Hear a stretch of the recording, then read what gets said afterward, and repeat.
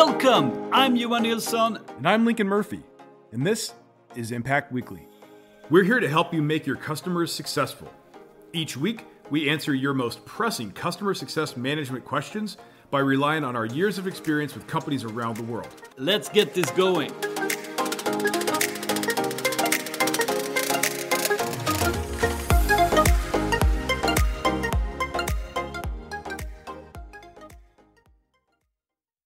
Hey, welcome back to Impact Weekly. We have a fresh question in our inbox here, and let's dig in.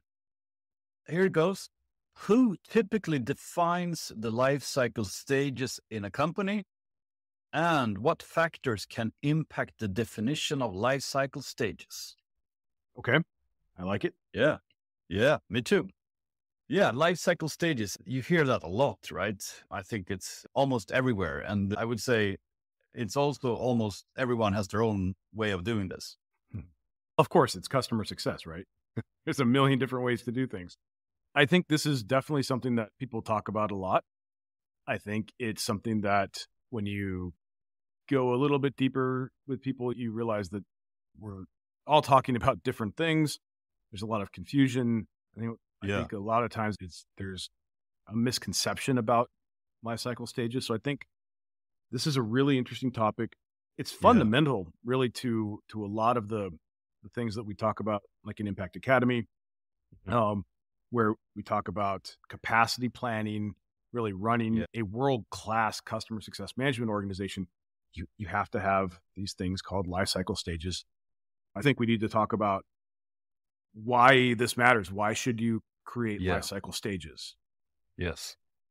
No, and I think it's really important to look at this from a real practical, how do we work and operationalize customer success point of view, because I've seen so many paper products like these are the ideas we had for life cycle stages, but they're not being used at all. And they are basically doesn't help anyone. I think we should definitely get into a little bit why and how can you set up really useful life cycle stages. And maybe we'll start with the ones that are most obvious, and then we can go down to the ones that most actually get wrong, and also try to help people out there. Yeah, I think so. When we talk about life cycle stages, I think there's a couple things we need to lay out so that we're looking at things the right way. The reason that we want to have discrete life cycle stages, that means separate stages with a very clear ending point, is so that we can work our customer through a process of being successful, which is generally going to mean that they're achieving their goals. And we want to be able to ensure that we're delivering the appropriate experience to them at various points along the life cycle. And the only way we can do that is to define and really look at and define what these life cycle stages are. So you brought up, let's talk about the most common ones. So we would maybe start with onboarding. Okay. Right. Onboarding it's going to be the initial life cycle stage. Yes. It's the life cycle stage that is in most companies the most well-defined, because it's really all about us. It's about our product, and I always say it's technical, functional, and administrative in nature. It's about getting the customer up and running. Yeah. And that's super common. That's the one life cycle stage that most companies have well defined. Though I do run into companies fairly frequently that don't have a very clear idea, very well-defined criteria for when a customer is on board. So if you don't have that, you really should. But that is a life cycle stage that most companies at least know what it's going to take to get the customer up and running. And of course, what that's going to take to get the customer up and running is right there, not entirely accurate, because that would indicate that there's a one size fits all for all of your customers, when in fact some customers that they would need to go through onboarding in this way, and some customers with different characteristics would go through onboarding in a different way. So you have to look at your different customer segments, but there's a lot more to it. But we do need to understand that onboarding is that most common lifecycle stage, Yeah. but there's others, right? Yeah. And typically after onboarding, we have the adoption lifecycle stage where, we done the onboarding part and we defined that one. And then we have the next part, which is where we expect the customer to blossom or to accelerate, if you like. And what's interesting about adoption is, and so I always look at it, there are two kinds of adoption. There's what I call breadth adoption, which is where we try to get as many users into that. In onboarding, we've set everything up and we've assigned, let's say, 100 licenses to users, okay, because that's what the customer bought. So we've assigned those users. When we go into adoption, we go into this breadth adoption. I want all 100 of those users to get into the system, to configure their accounts, to set things up, to start using the product. And then once that's done, then we would move into depth adoption, which is really where the individual users or cohorts of users will start to use the product in ways that are much more aligned with what they're trying to accomplish, their use case or their individual goals. And that's where in sort of depth adoption is where you start to get customers to maybe use those sticky features. And that's, again, those are somewhat well defined in most companies that at least have that defined. Those are probably more defined stages. But once you get out of that, once you get out of adoption, and by the way, none of this is linear. Onboarding may be something you only go through once. If you have 100 users to start out with, and later on you add another 50 users, those 50 users would themselves go through adoption. It's not just totally linear here. But what happens once we get out of adoption? Because I suspect that's where the interesting things happen. Yes. And I think this is where sometimes we see that the next life cycle stage is renewal or expansion or things like that. And here I think it's also, we need to clarify a little bit these concepts. And also, I think this is also where maybe the influence of sale come in again and so on. So, and we at the Impact Academy, we talk about the engagement phase, and I think that's the proper one, but that one is it's a big one and we should break it down basically. But maybe just first address that some of these, what's not really a life cycle stage, but still are things people sometimes put as life cycle stages. Yeah. And I'm guilty of listing out renewal and expansion as a quote unquote life cycle stage, just to draw attention to the fact that it's something that is going to come up as part of the customer's life cycle. Depending upon your situation, it may be something that does require renewal, maybe something that does require a good amount of person hours. It may require a dedicated resource to handle renewal. Expansion may be the same thing. So it's, in some cases, it may be a big enough event that we need to look at it as at least a mini life cycle stage. But in a lot of cases, it's not really anything more than just this thing that's going to happen. But if we lay this out to say, look, on a 12-month contract, we have onboarding that lasts, let's say, a month. And there's, by the way, I'm just making up a number here. Onboarding doesn't have to be 30 days. But for nice round numbers here, onboarding lasts the first month. And then both adoption phases, let's say, take another month. And so there we go. We're 2 months into our 12-month contract. Renewal is going to happen, if my math is right, basically 10 months later. We might want to start talking about that 9 months from now. What happens in those 9 months? Right. And this is the thing. Most companies, unfortunately, I think still most, they have that onboarding. So they have the basically onboarding and adoption laid out. Onboarding super detailed, adoption not so detailed, but that's the first 60 days. Then they have the last week or two or whatever to work renewal. Nothing else. That nothing else is where our customers are spending most of their time. Right. That's the engagement phase. Yes. It's amazing how that is where our customers spend most of their time, and yet that is where we spend a lot less time trying to figure out what we need to be doing with our customers. Yes. And here is also where we need guidance as well as customer success managers on what to focus on and where actually to allocate our time. And heads of customer success, you need to look at this part of the life cycle also for how many people do you need and what do we need to focus on and so on. So it's a little bit of a black box in terms of a life cycle stage, but let's help people out here and see, okay, how do we break this down and how do we help drive the right actions and the right priorities? Exactly. So we have been referring to it as an engagement phase, whereas everything else we said is our life cycle stages. And the reason we say it like that is because it's a phase that itself will likely contain stages that you need to define. This monolithic engagement phase is not really a monolithic engagement phase. It's going to be made up of life cycle stages that are very unique to your situation and unique to your relationship with your customers.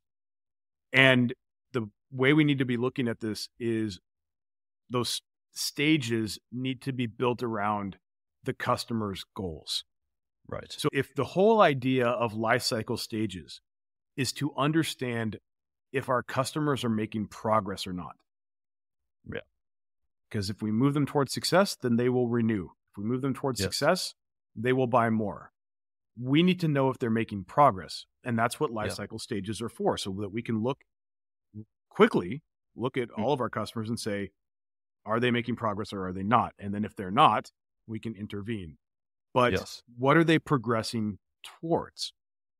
I think this is a very easy and hands-on way to look at the customer's post-adoption phase, is to say, okay, in my portfolio, I have these number of customers. They are progressing. They are, of course, I need to know what their goal is, of course, coming back to goal discovery and working with that. But that's a separate story. But given that you have that, at least then you know we're on the right track here. They're progressing, they're doing more, and they're getting closer to their goal. But those customers, I have those basically in my maybe half or maybe 70% or 30%, whatever it is. Then I have the other half or the other 70% that are not progressing. These are the customers we want to get them back on track, right? But here, I think a lot of us spend a lot of time here, and I think we want to do that as well. Right. They have success potential, but they're not on the great track to hit their goals.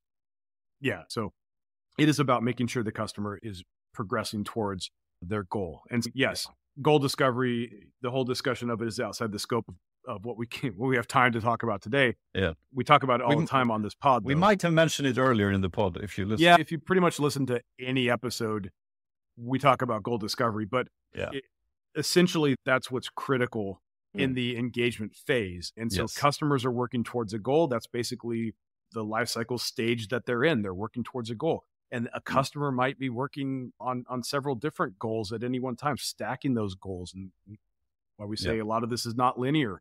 They're going to be working through several stages at the same time. But basically, we're going to be able to look at that and say, our customers are working towards these three goals and they're making progress on two of those and they're not making progress on one. I need to intervene and see what's going on there. And then I have maybe less complex customers who are working just towards one goal. And I can see that they're either making progress or they're not. So I intervene accordingly if necessary. And so goal discovery as part of the engagement phase is absolutely critical. Yes. And I think when we talk about dropping the ball with the customer, letting the customer sort of fend for themselves, what we're talking about there is the fact that we're not actively engaging with them on what their goals are, and we're not actively monitoring their progress towards those goals. But customers always have goals. Yes. And I think it is very easy to say, okay, a customer came in, maybe we did understand what their initial goal was. We got them up and running. We got them working towards that goal. And now we just let them go. And we don't even know if they ever accomplished that goal, but maybe we did follow through on that first goal. We helped them get there. They made it. And then we said, okay, cool, you're on your own. That's just not what we're supposed to be doing here. Yeah.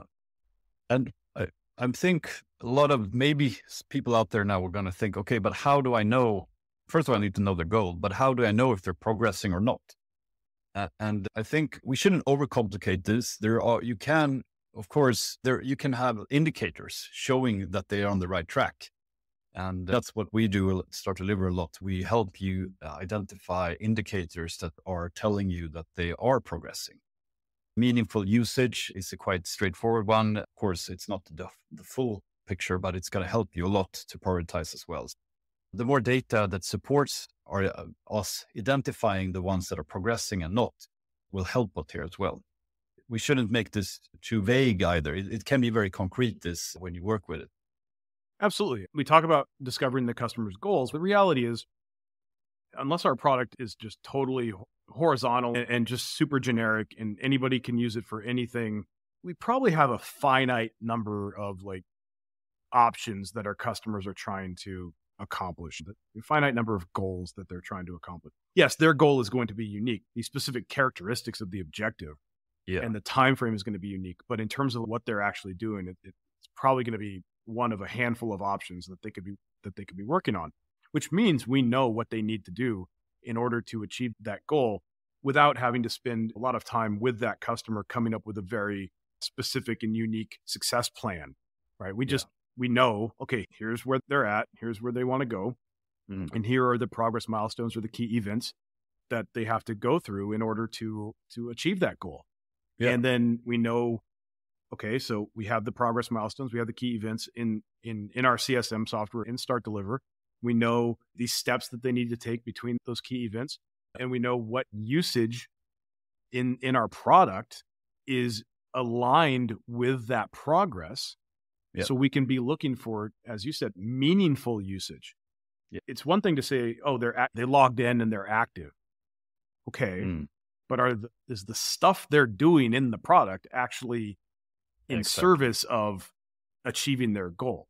So meaningful usage is the critical piece there.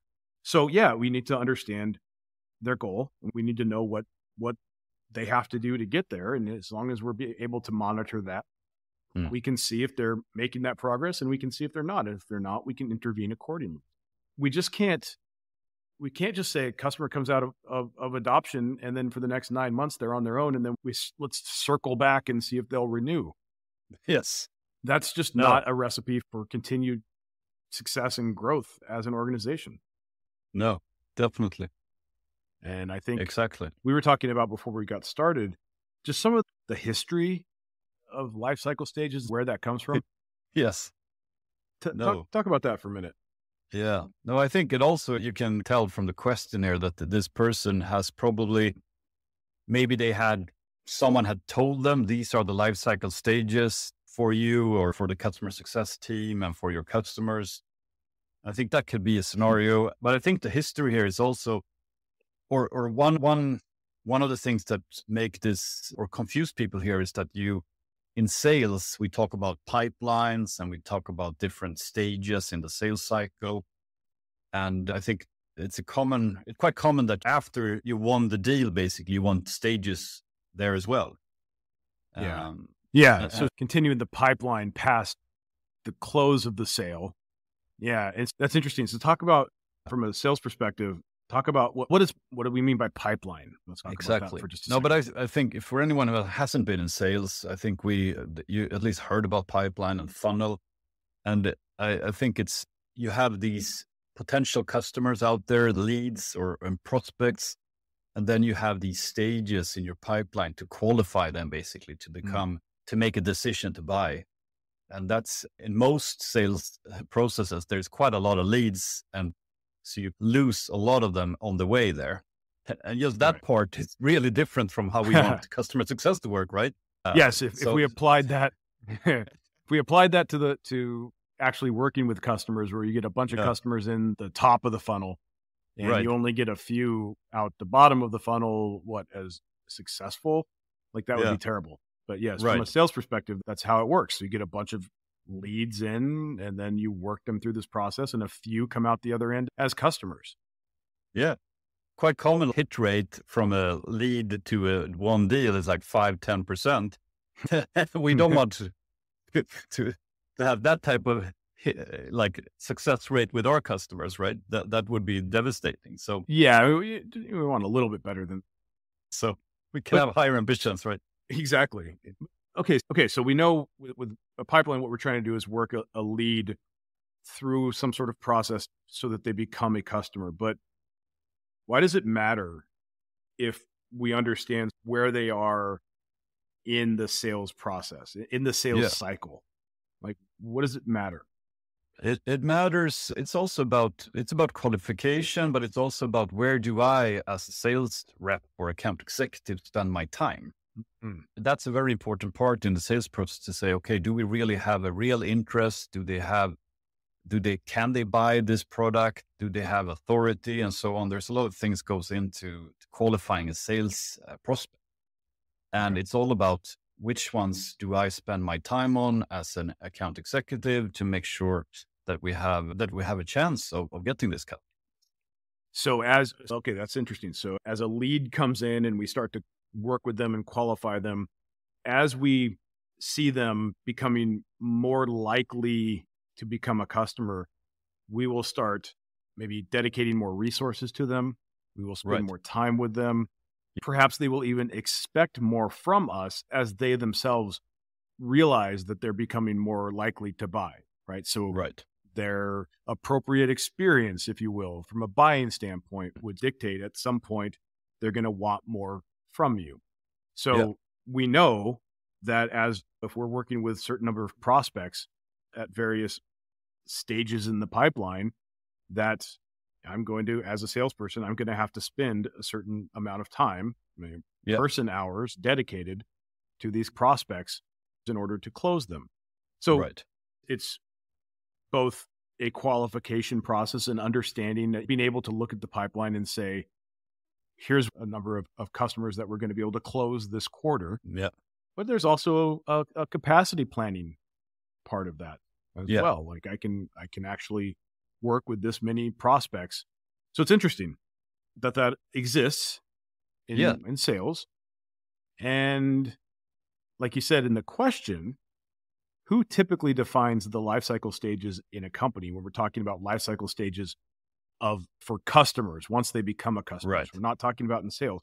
But to your point, when we read this question, clearly there's a question here from the person asking it. Who's supposed to define this? Because maybe someone else outside of customer success is trying to define this.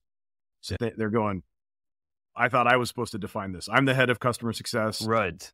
Why are other people trying to get me to define it a certain way? Yeah.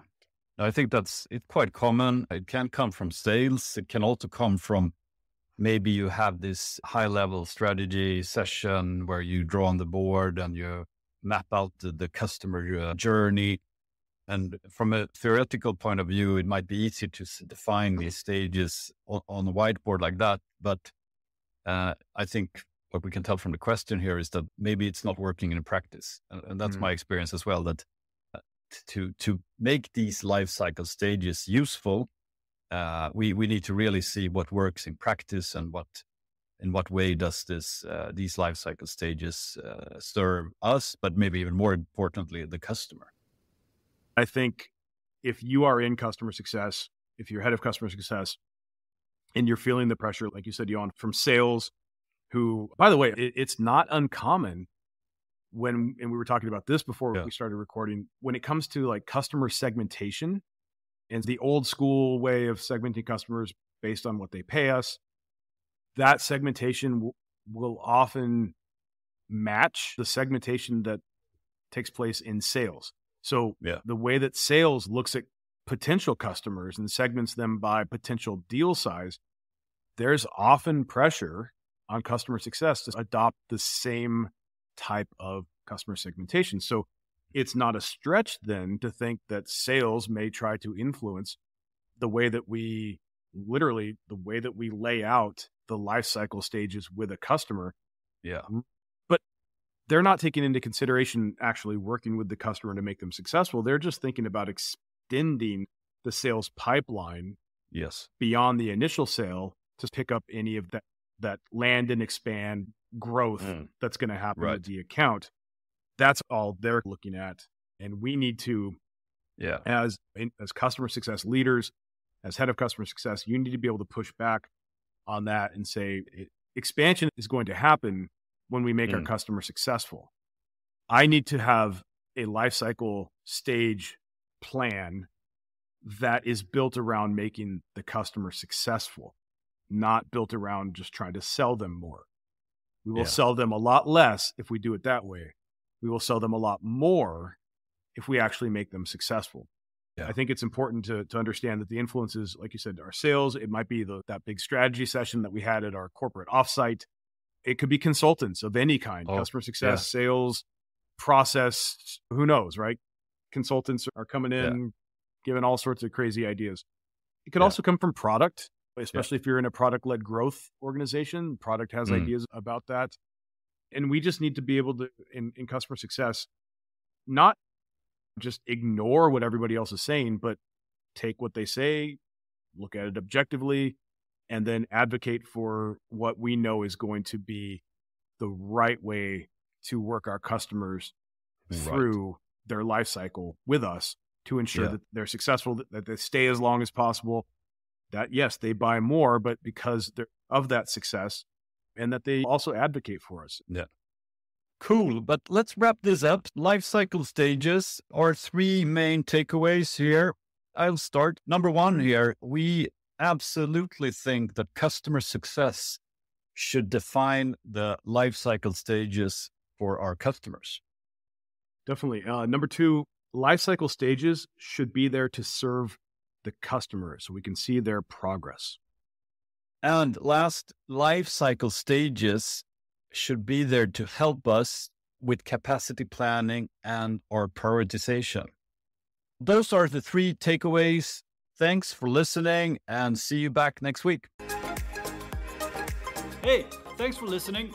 Do you want to bring your customer success to the next level? Check out Impact Academy. We have training programs for customer success managers and for leaders in customer success.